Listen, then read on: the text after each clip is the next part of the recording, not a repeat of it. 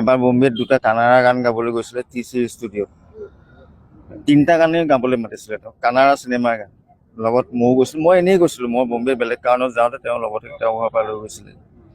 তাৰপিছত যিজন music director আছিলে তেওঁ খুব খং উঠিছে, জুবিন এনেও দেৰিকৈ যায়, আধা ঘণ্টা এঘণ্টা, গৈ পাওঁতে দেৰি হ'ল। তেওঁ খুব বকিছে আৰু যে মোৰ দেৰি হৈছে, মোৰ চুগাৰ আছে, প্ৰেছাৰ আছে।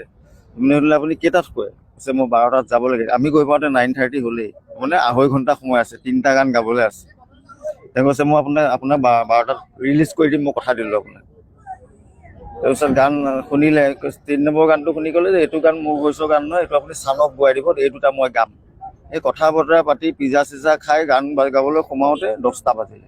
মানুহজন আৰু খঙত আছে, মানে গান শিকায়ো থাকে, গালিও পাৰি থাকে, জুবিন মৰমো কৰে।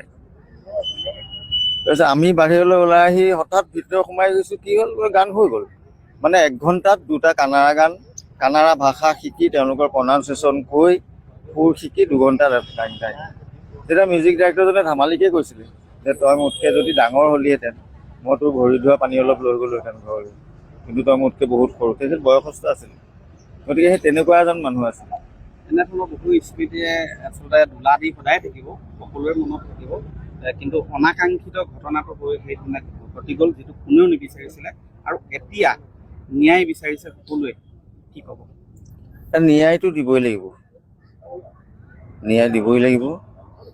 আৰু একো নহ'লে ৰাইজ আছে, ৰাইজ নহ'লে ভগৱান আছে। আৰু জুবিন গাৰ্গৰ ক্ষেত্ৰত যদি কোনো আদালত বা কোনো চৰকাৰে ন্যায় দিব নোৱাৰে, তে ৰাইজে ন্যায় বিচাৰি ল'ব, তেনেকুৱা পৰিস্থিতি হ'ব।